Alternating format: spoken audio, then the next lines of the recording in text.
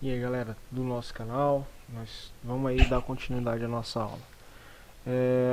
Tá aqui o exemplo da aula anterior, tá bom? Eu já tinha colocado aqui algumas tags, eu acredito que você tenha pesquisado sobre essas tags e nós vamos focar um pouquinho mais aqui no body, tá beleza?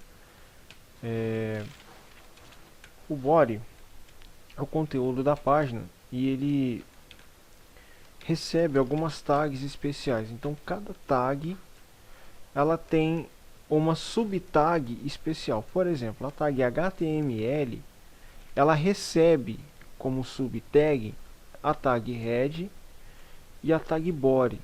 Dentro da tag body, eu tenho que colocar tags que representam, que vão mostrar o conteúdo da minha página.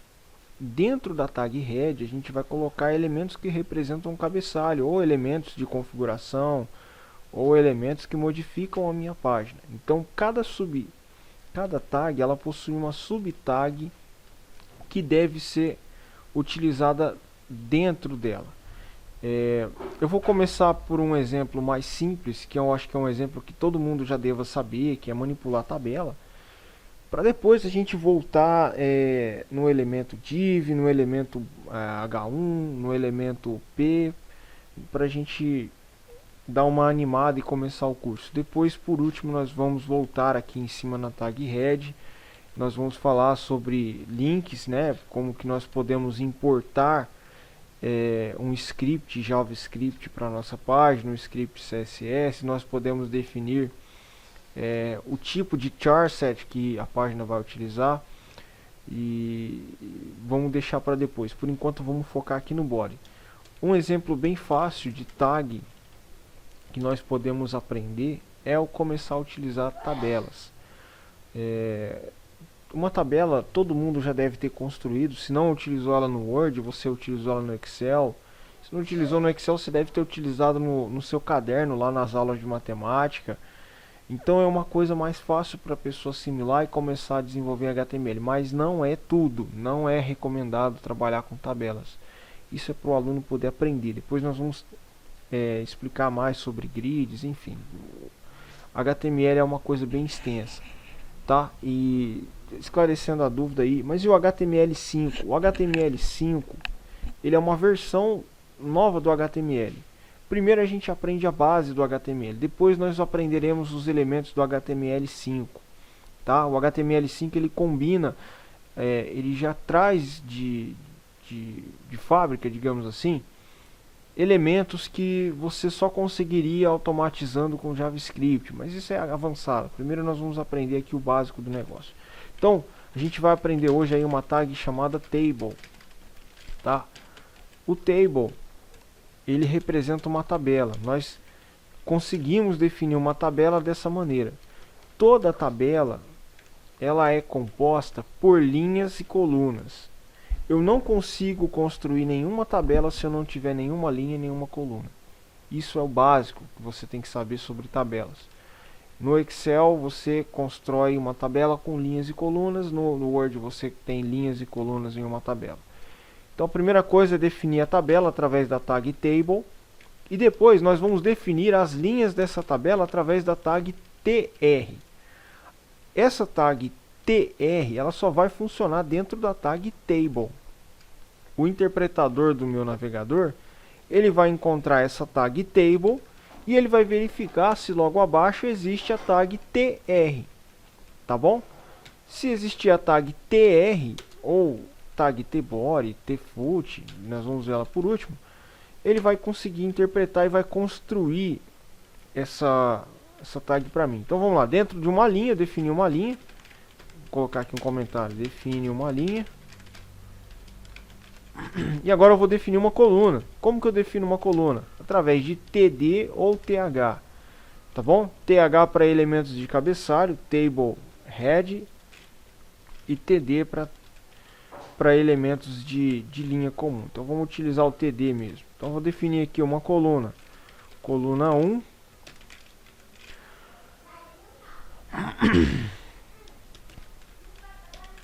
Tá? coluna 2,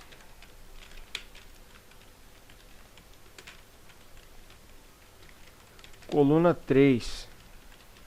Pronto. Um detalhe que eu esqueci de falar, vocês estão verificando aqui que quando eu abro uma tag, eu abro com o sinal de maior e menor, tá? E quando eu vou fechar essa tag, eu tenho que colocar a barrinha no começo. Se eu não colocar isso, ele não fecha a tag, tá, pessoal? Ele vai dar erro de interpretação. Então vamos lá, eu já criei minha tabelinha aqui e ela tem uma linha e 3 colunas. Então vamos lá.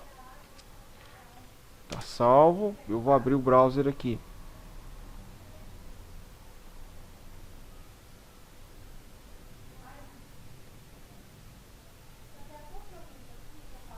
Beleza, já criei minha tabela.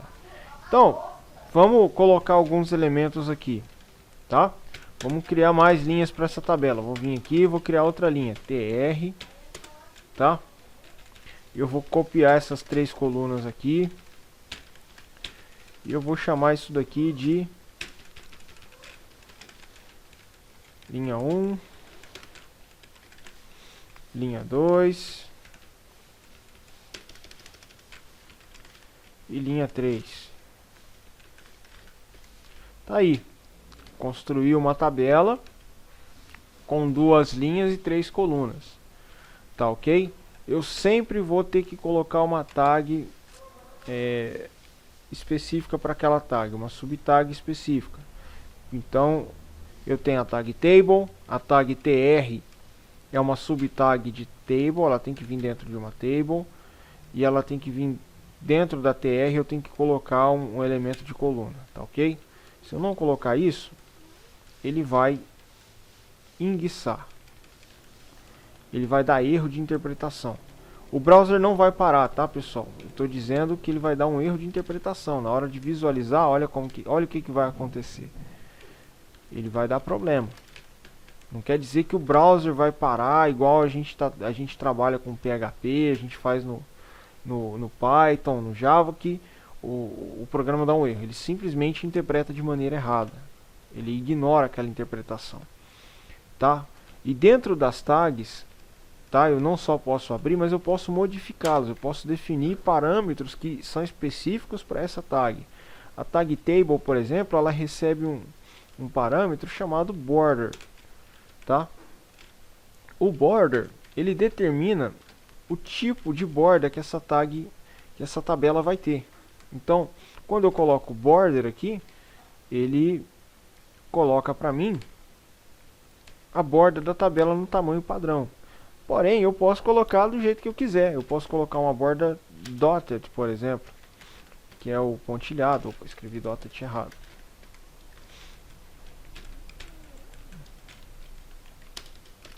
Posso colocar uma borda sólida,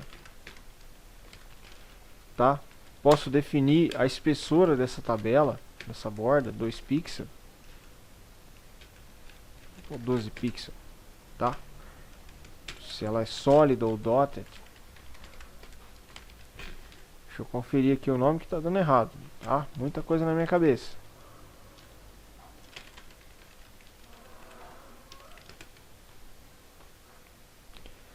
Tá, detalhe, pessoal, eu estou usando o Google, né? E é mais ou menos assim mesmo. Às vezes você está escrevendo o código e você esquece, você tem que ter uma biblioteca de consulta. Quanto mais memorizado tiver, melhor. Porém, você pode utilizar um recurso, uma biblioteca de consulta. Aproveitando, uma boa biblioteca é a W3 School, que ela me fornece uma ampla documentação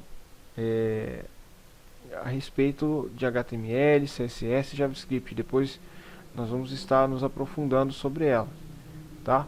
Então por aqui, se você quiser se basear nessa biblioteca, você tem condições de consultar aqui nessa biblioteca. Então, por exemplo, tudo que eu estou falando para vocês de HTML na prática, ele tem aqui na W3 School, bem mastigadinho, bem dado, como eu estou explicando para vocês, tá ok?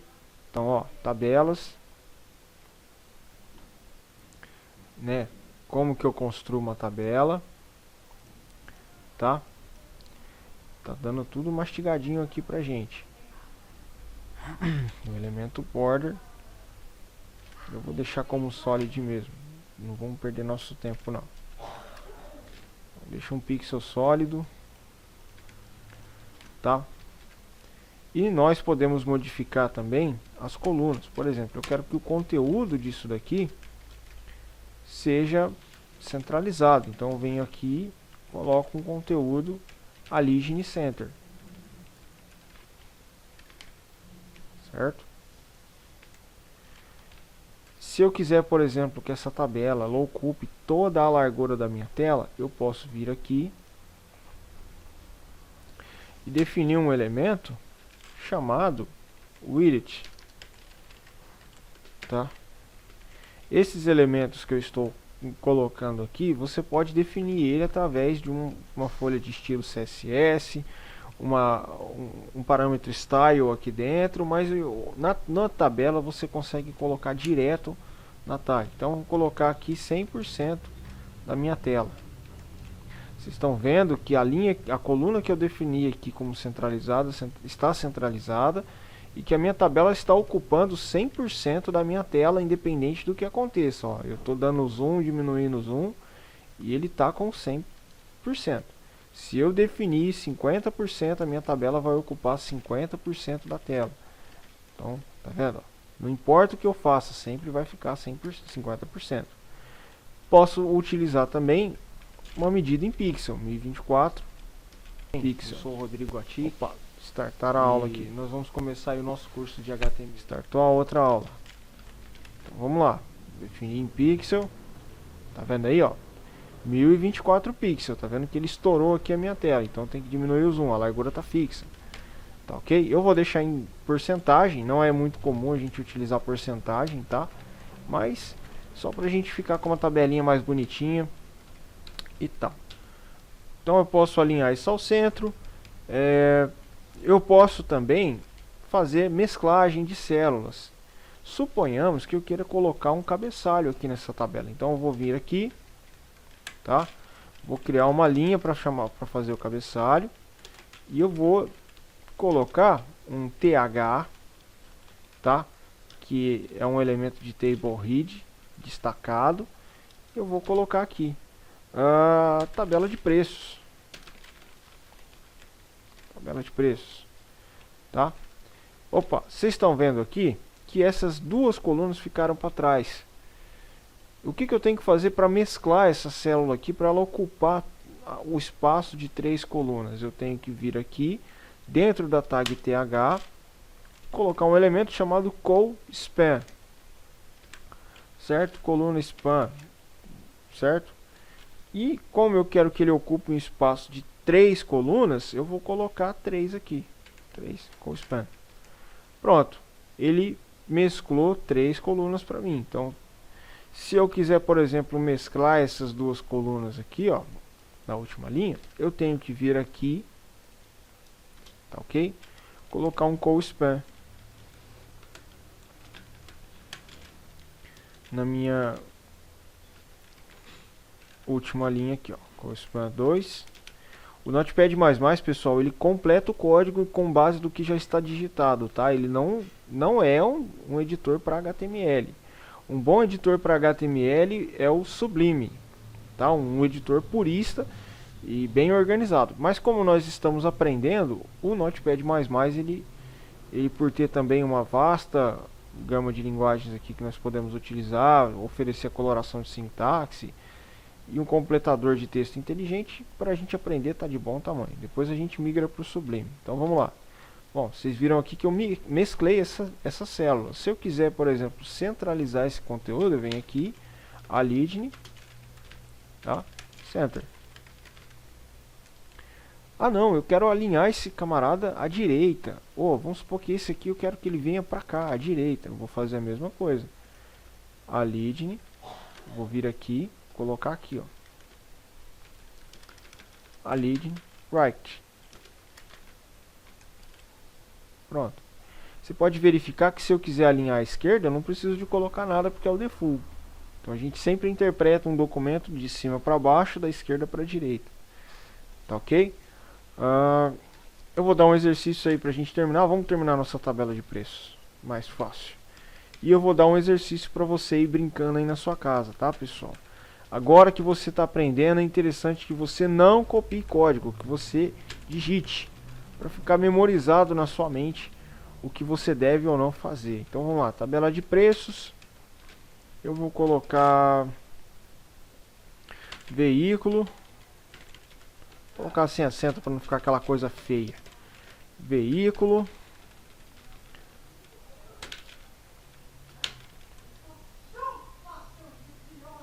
Ano.